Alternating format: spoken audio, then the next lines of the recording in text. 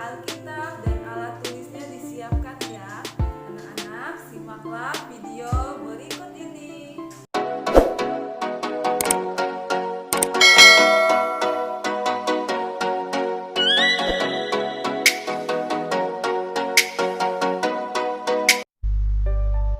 Shalom anak-anak, selamat pagi. Ketemu lagi dengan Ibu Sriani Wulandari. Nah anak-anak, hari ini kita akan melanjutkan pembelajaran kita. Namun sebelum kita memulai belajar, marilah kita berdoa.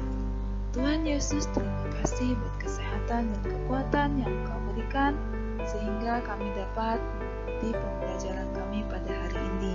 Ya Tuhan, berkati kami, bimbinglah kami sepanjang pembelajaran kami, agar kami dapat mengerti dan memahami apa yang akan kami pelajari. Terima kasih Tuhan Yesus. Amin. Nah anak-anak, kita akan melanjutkan pembelajaran kita, pelajaran kelima, dengan tema berkomunikasi dengan Tuhan. Bahan bacaan Alkitab kita terambil dari Matius 6 ayat 9 sampai 13 dan Yakobus 5 ayat 13 sampai 16. Nah, anak-anak, bacalah Matius 9 ayat 13, Matius 6 ayat 9 sampai 13 dan Yakobus 5 ayat 13 sampai 16. Nah, anak-anak, melalui doa Bapa kami, kita dapat mengenal dan memahami struktur sebuah doa yang baik yang Yesus ajarkan kepada murid-muridnya. Lalu, melalui doa Bapa kami pula, melalui doa itu pula kita dapat mengetahui isi sebuah doa kepada Tuhan. Di dalamnya ada sapaan, pengakuan kemuliaan Tuhan, dan harapan atau keinginan manusia kepada Tuhan. Lalu melalui teks Yakobus, kita menyadari bahwa doa memiliki kekuatan, tapi bukan dalam arti magis. Doa memiliki kuasa apabila disampaikan dengan penuh keyakinan atau kepercayaan pada kemahakuasaan Tuhan. Namun, perlu diingat bahwa manusia harus tetap berserah pada Tuhan atas jawaban doa yang Ia sampaikan. Paradoks doa adalah kita memohon dengan penuh keyakinan, tetapi pada saat yang sama kita berserah kepada Tuhan untuk menjawab doa kita menurut kehendak-Nya. Bagi umat Kristen, berdoa merupakan salah satu kebutuhan hidup beriman.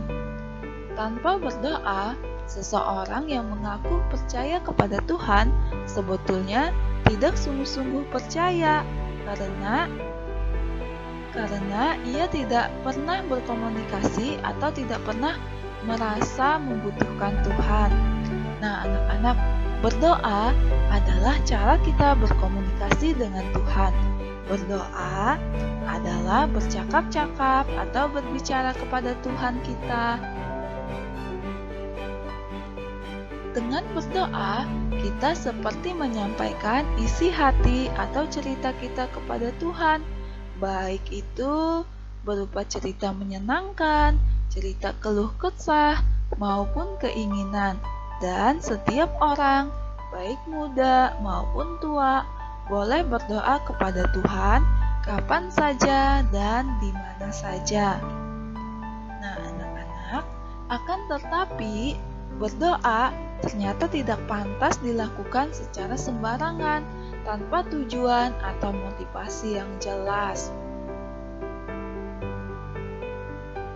Apalagi jika di dalamnya ada keinginan yang egois atau jahat terhadap orang lain. Untuk itu, melalui teks Alkitab yang kamu baca, Tuhan Yesus mengajarkan beberapa hal, apa dan bagaimana berdoa kepada Tuhan dengan baik dan benar. Nah, anak-anak, doa Bapa kami merupakan salah satu pengajaran yang diberikan Yesus kepada murid-muridnya dalam pengajaran melalui doa. Pengajaran doa Bapa Kami tercatat hanya 2 kali, yakni dalam Injil Matius 6 ayat 19 sampai Matius 6 ayat 9 sampai 13 dan Injil Lukas 11 ayat 2 sampai 4 dengan struktur yang berbeda.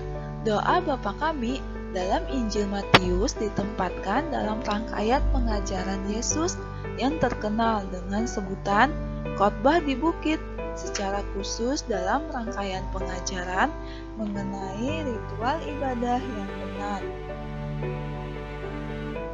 Nah, anak-anak, doa Bapa Kami merupakan doa yang sempurna yang diajarkan oleh Yesus, tahap demi tahap disusun dengan pemahaman yang mendalam mengenai kehidupan manusia dan kebutuhannya, terutama bagi masyarakat. Secara utuh dan seimbang, Matius menuliskan doa yang Yesus ajarkan dengan menampilkan kemuliaan, kerajaan, dan rancangan Allah di dalamnya, baik dalam pengakuan terhadap Allah maupun dalam permohonan manusia yang terdapat di dalamnya tersebut. Nah, anak-anak, doa Bapa Kami memiliki nilai menyeluruh mengenai kepada siapa doa itu diucapkan dan apa saja yang harus dilakukan setelah doa tersebut diucapkan. Nah, anak-anak, namun perlu diingat bahwa doa Bapa Kami bukanlah bentuk doa yang baku bagi orang-orang percaya, sehingga doa ini harus menjadi wajib. Nah, anak-anak, Yesus tidak pernah mengharuskan demikian.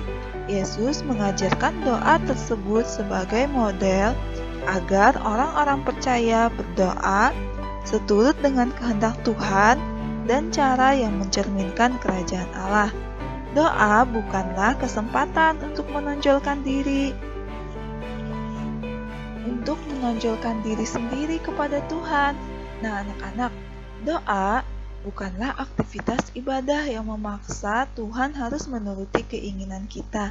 Dan doa yang diucapkan dengan bertele-tele, intonasi yang kuat dan bernada yang memerintah.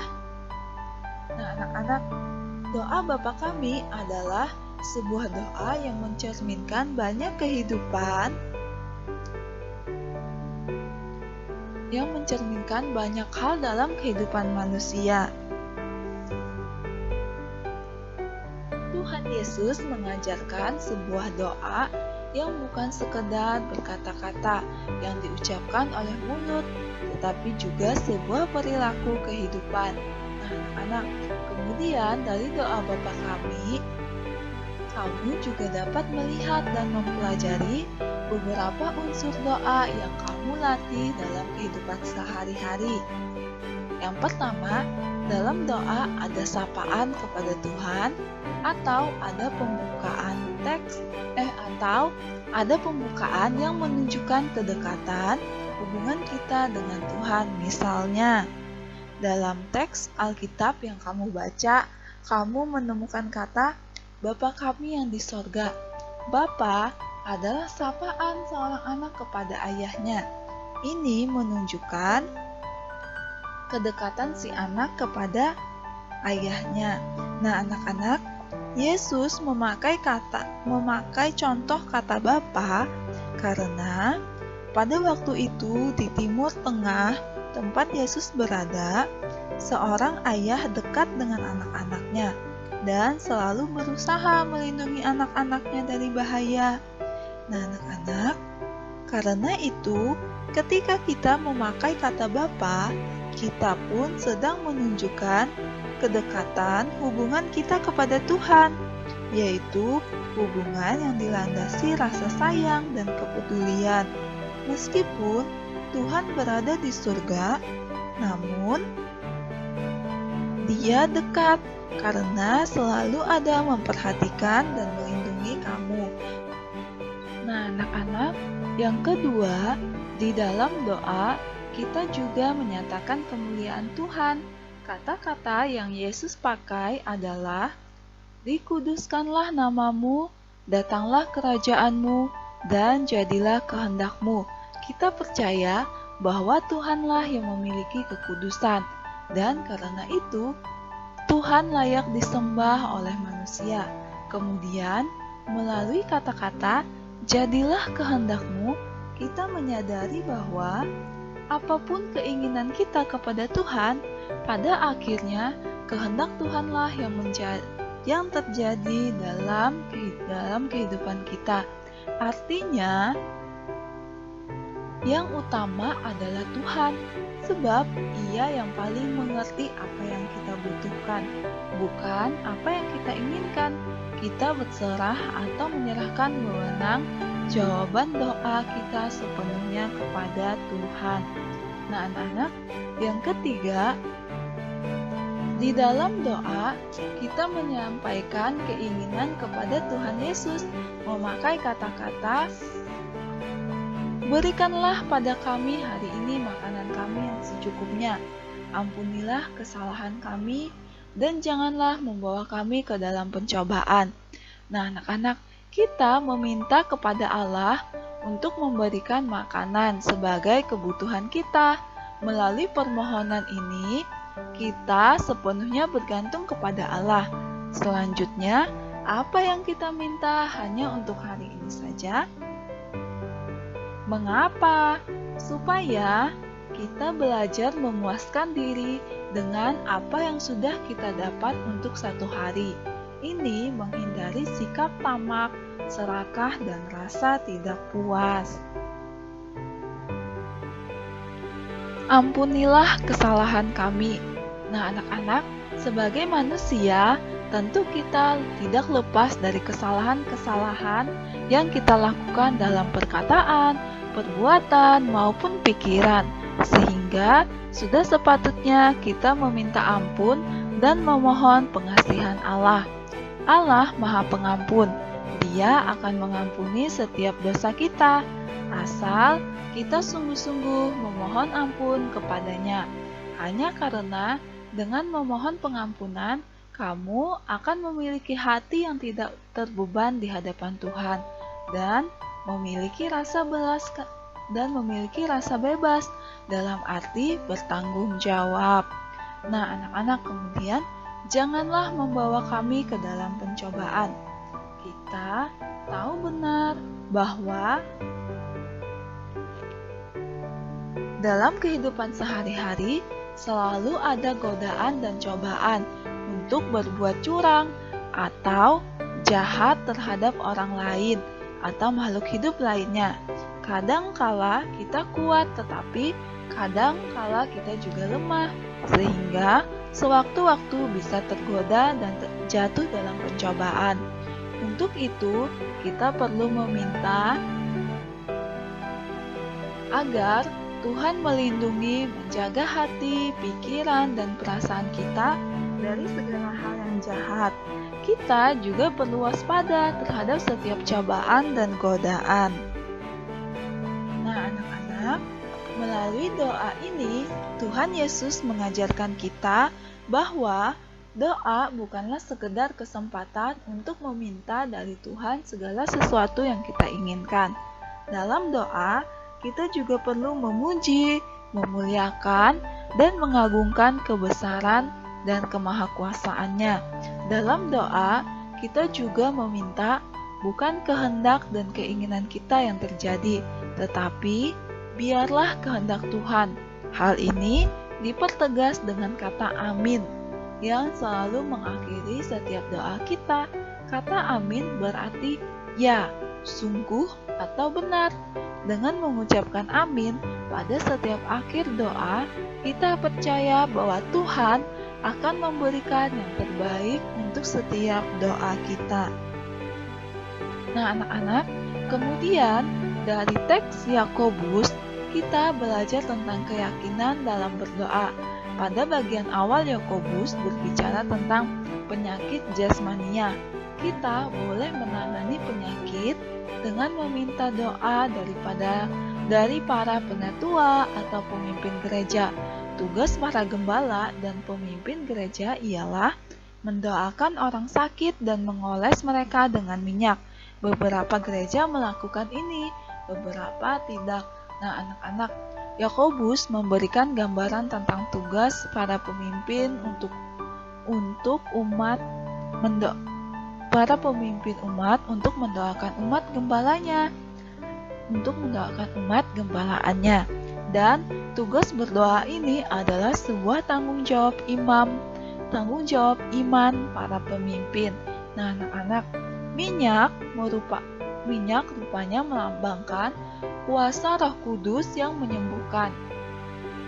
Minyak itu dipakai untuk membantu iman, tetapi Yakobus menekankan bahwa yang terpenting adalah doa. Doa yang efektif harus dipanjatkan dalam iman. Jikalau orang sakit akan disembuhkan, Tuhan akan memberikan iman sesuai dengan kehendak-Nya. Mungkin orang tidak selalu disembuhkan. Sekalipun demikian, gereja harus terus-menerus mencari kuasa penyembuhan kerajaan Allah dalam belas kasihan terhadap orang sakit dan demi kemuliaan Kristus. Nah, anak-anak, lalu apakah yang dimaksud dengan doa orang benar sangat besar kuasanya?